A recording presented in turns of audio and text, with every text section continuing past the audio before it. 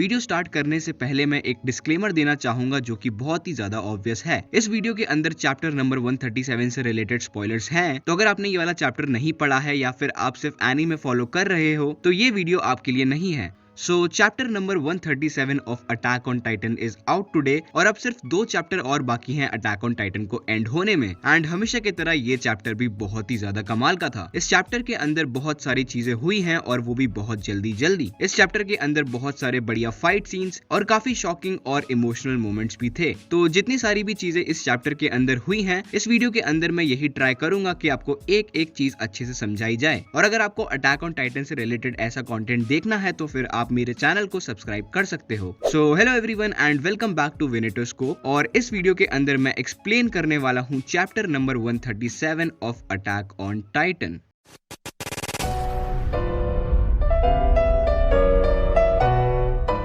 सो chapter number 136 के and में हमने देखा था आर्मिन अपने आप को हेल्पलेस पाता है और वो जिस वर्ल्ड में होता है उसको वहां पे ज़ीक येगार दिखता है। तो चैप्टर नंबर 137 जो है वो ज़ीक के नरेशन से स्टार्ट होता है और ज़ीक अपने नरेशन से अपनी आइडियोलॉजीज बता रहा है और वो साथ साथ में ही लाइफ का मीनिंग भी समझाने की कोशिश कर रहा है। ज़ीक बोलता है कि एंशिएंट टाइम में जो कुछ क्रिएचर्स हुआ करते थे वो अपीयर होते थे और फिर वो सडनली डिसअपीयर भी हो जाते थे, लेकिन जिन क्रिएचर्स ने सर्वाइव कर लिया आज उन्हीं के वजह से लाइफ एग्जिस्ट करती है। और ज़ीक के अकॉर्डिंग लाइफ का सिर्फ और सिर्फ मतलब होता है रिप्रोड्यूसिंग और फिर मर जाना, जो कि दिखाता है कि ज़ीक की आइडियोलॉजी जो है वो बहुत ही ज्यादा डिप्रेसिंग है। और दूसरी तरफ आर्मिन जो है वो ज़ीक की आइडियोलॉजी से कम्प्लीटली अपोजिट सोचता है। वो एक लीफ उठाता है और अपनी बचपन की कुछ मेमोरीज को रिप्रेजेंट करने की कोशिश करता है ज़ीक के सामने। वो बताता है कि उसने जो एरन और मिकासा के साथ मोमेंट्स गुजारे हैं उनका रिप्रोडक्शन से कोई रिलेवेंस नहीं है, लेकिन फिर भी वो सारे मोमेंट्स बहुत ही ज्यादा प्रीशियस और मीनिंगफुल हैं। और जो लीफ आर्मिन उठाता है वो ज़ीक को एक बेसबॉल की तरह दिखती है और उस बेसबॉल को देखने के बाद ज़ीक रियलाइज करता है कि एक्चुअली में आर्मिन जो कह रहा है वो बहुत ही ज्यादा सेंस बनाता है। और ज़ीक कहता है कि he would rather play catch for ever, जो कि दिखाता है उसका प्यार बेसबॉल के लिए और उस चीज का रिप्रोडक्शन से कोई भी नाता नहीं है। तो आर्मिन ये कहना चाहता है कि life is not about reproducing and dying, बल्कि लाइफ जो है वो ऐसे मोमेंट्स के लिए होती है जो आपको अंदर से खुशी देती है। आर्मिन और ज़ीक की कन्वर्सेशन चल रही होती है और ज़ीक बेसबॉल को देख रहा होता है, लेकिन तभी ज़ीक के पीछे सेवर, ग्रीशा येगार, यमीर, मार्सेल और पोर्को आ जाते हैं। सेवर जो है वो प्रीवियस इनहेरिटर था बीस्ट टाइटन का और ग्रीशा ऑफ कोर्स ज़ीक का फादर। और आर्मिन के पीछे बर्थोल्ट खड़ा होता है। इस सीन के अंदर मैं भी बहुत ज्यादा शॉक हो गया था कि ये सब लोग कहां से आ गए, लेकिन हमको उसका एक्सप्लेनेशन दिया जाता है कि ये जो पांच का वर्ल्ड है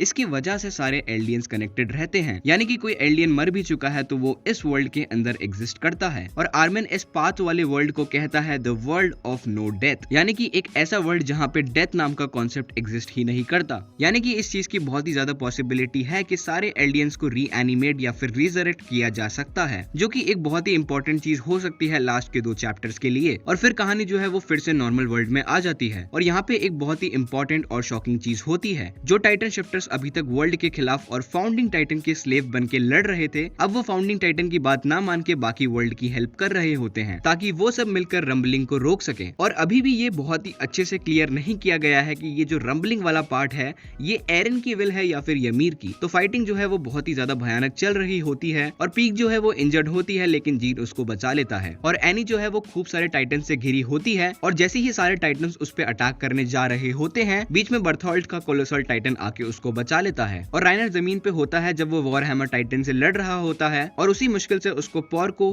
गैलियार्ड और यमीर आके बचा लेते हैं। यानी कि अब सारे टाइटन शिफ्टर्स जो हैं वो फाउंडिंग टाइटन की बजाय बाकी वर्ल्ड की हेल्प कर रहे हैं। और गाबी जो है वो उस टाइटन को शूट कर देती है जिसने आर्मिन को खाया होता है और तभी मिकासा उस टाइटन को मार के आर्मिन को बचा लेती है और आर्मिन उस टाइटन के मुंह से फिसल कर सीधे गिरता है एनी के हाथों में। और यहाँ पे एक बहुत ही प्यारा सा मोमेंट होता है जो मुझे सीजन 1 की याद दिलाता है और बाकी जितने भी टाइटन शिफ्टर्स हैं वो सब इनकी हेल्प करने लग जाते हैं। अब आता है एक और शॉकिंग सीन जब ज़ीक जो है वो फाउंडिंग टाइटन के अंदर से निकलता है और वो लीवाई की तरफ वेव करता है और उसके जस्ट बाद हमें 5 के वर्ल्ड में फिर से ले जाया जाता है, जहाँ पे ज़ीक जो है वो ग्रीशा और क्रूगर से कह रहा है कि प्लीज हमारी हेल्प करो ताकि हम सब लोग मिलकर एरन को रोक सकें और रंबलिंग को भी रोक सकें। और आर्मिन जो है वो यमीर को देख के सोच रहा होता है कि एक्चुअली में यमीर चाहती क्या है, उसका मोटिव आखिरकार है क्या। और जैसी ही स्टोरी नॉर्मल वर्ल्ड के अंदर आती है, लीवाई ज़ीक को आखिरकार मार देता है and that is how rambling stops. और रंबलिंग के रुकते ही जीन जो है वो जाता है फाउंडिंग टाइटन के हेड के पास और वो वहां पे एक्सप्लोजन कर देता है, जिसकी वजह से जो फाउंडिंग टाइटन का हेड है वो उसके स्पाइन से कंप्लीटली अलग हो जाता है। लेकिन अगर आपको याद होगी जो पहले के चैप्टर्स थे उसके अंदर जब एरन का हेड अलग हो जाता है उसकी बॉडी से तो उसकी स्पाइन रीअटैच हो जाती है। तो वैसा ही अभी भी कुछ होने वाला होता है, लेकिन राइनर जो है वो फाउंडिंग टाइटन और उसकी बॉडी को जुड़ने से रोक देता है और वो उसको अपनी फुल पावर से होल्ड करके रखता है। और इसी तरह जो है वो चैप्टर का लास्ट पैनल आ जाता है और आर्मिन कहता है कि मैं अपने ट्रांसफॉर्मेशन से जो एक्सप्लोजन क्रिएट करूंगा उसकी वजह से सब कुछ कंप्लीटली खत्म हो जाएगा। शायद एरन भी यही चाहता है। And this is how chapter number 137 of attack on Titan ends. तो इस चैप्टर के अंदर हमें काफी ज्यादा चीजें दिखाई गई हैं और अब सिर्फ 2 चैप्टर बचे हैं, लेकिन फिर भी बहुत सारे क्वेश्चंस ऐसे हैं जिनका हमें आंसर चाहिए, जैसे कि यमीर का मोटिव क्या है और एरन का भी ट्रू गोल हमें कंप्लीटली नहीं बताया गया। बट जो भी हो, पर ये बात तो पक्की है कि हम सबकी एक्सपेक्टेशंस जो है वो कंप्लीटली डिस्ट्रॉय होने वाली हैं। सो ये था चैप्टर नंबर 137 का एक्सप्लेनेशन। अगर आपको ये वीडियो अच्छी लगी देन हिट दी लाइक बटन, और अगर आप मेरे चैनल पे पहली बार आए हो तो you can hit the subscribe button. और मैं जरूर जानना चाहूंगा आपका ओपिनियन इस चैप्टर के ऊपर, या फिर अगर आपको कोई डाउट हो तो आप मुझे कमेंट सेक्शन के अंदर बता सकते हो। Thank you everyone.